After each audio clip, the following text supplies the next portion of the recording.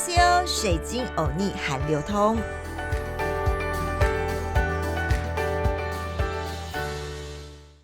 欢迎来到好好听FM 水晶欧尼韩流通，我是水晶主播 Crystal， 真的是非常感谢大家감사합니다。在这周三的12月15号晚间10点半左右，我先看到好好听 FM 的排行榜，不但上一集的醒酒汤文化我冲上了第1名，连前4名都是这几集我的节目哦。水晶欧尼我真的以为是我的电脑宕机了，前5名都是我录的水晶欧尼韩流通，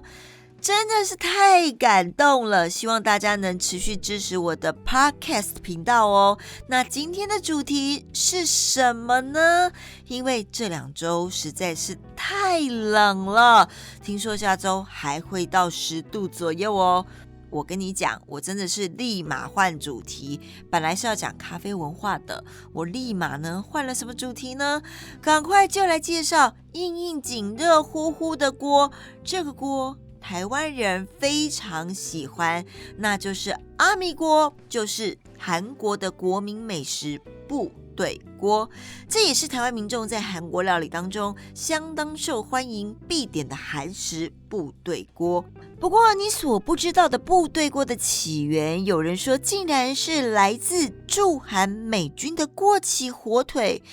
怎么会是这样子呢？要这么说吧，在韩战期间，驻韩的美军的物资供给可以说是十分的丰富，一些美国军人不当回事，把那些吃不完的食物就随手丢弃了。同时，美国的军方还规定，作为军需品供给的火腿香肠，超过一定流通期限之后呢，必须自动的当作垃圾来处理掉。由于可吃的东西很充足，所以即使保存期限只超过1天，也会被丢掉哦，真的是蛮可惜的。美军吃剩下的或者丢弃的火腿和香肠就被韩国周边居民收起来，和泡菜进来一起煮，发现非常非常的美味，就先有了部队汤。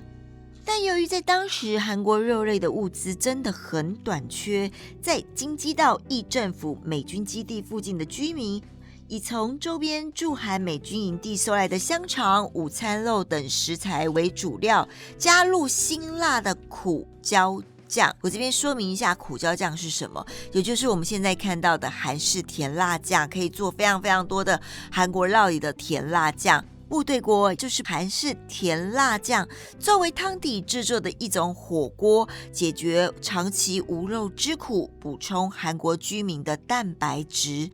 至于部队锅的名字的来源有几种说法，第一个就是部队锅作为一种特殊的韩国料理，是在韩战之后驻军的文化的产物，其中主要原料是火腿、香肠，这些其实就是美军的罐头食品、军方物资，这些曾经是美军补充营养的副食品，在当时一部分的美军吃剩的食品不知通过什么样的途径流落到民间，后来有一位韩食的料理高手，利用这些材料制作出来具有韩国特色的炖制食品，味质鲜美，堪称一绝，并且开始销售，部队锅由此得名。另外有一种说法，就是在韩国的部队里，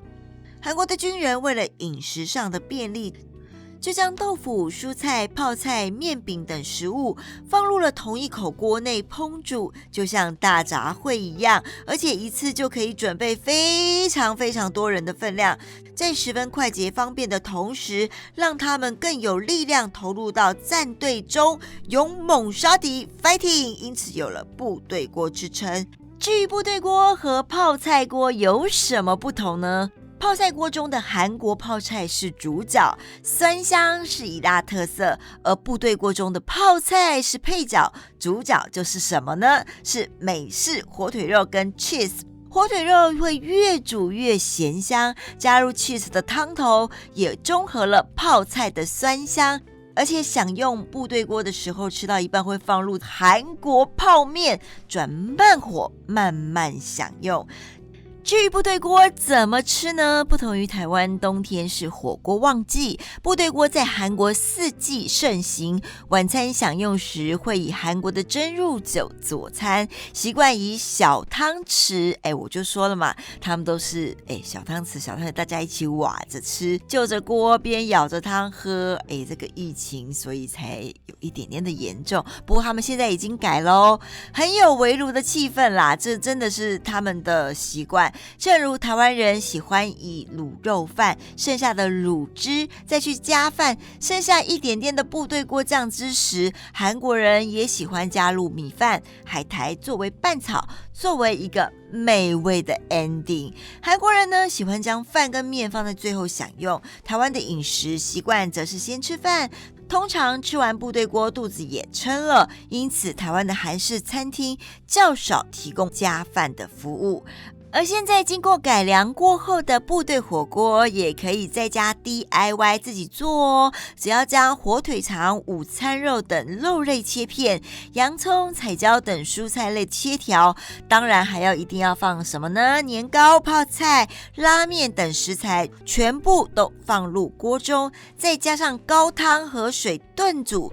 当然一定要加上韩式红彤彤的辣椒酱，再加上 cheese 跟海苔片，等到 cheese 融化之后呢，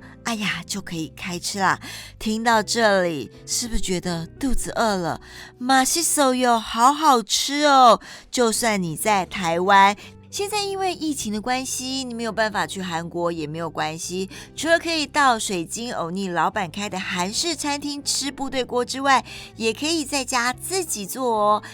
在这2个星期天气都很冷，温度下降，不妨试试煮部队锅，一定会让大家都暖乎乎的过冬天哦。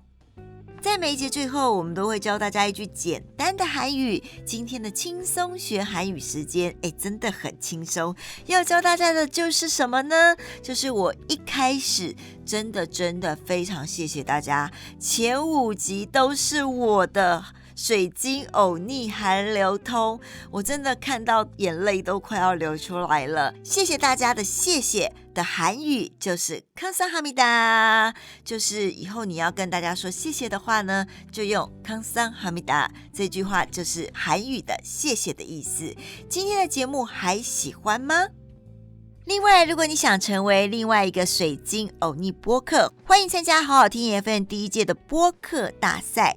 12月27号就截止咯，要赶快来参加，敬请锁定好好听 FM 水晶的节目哦，阿妞。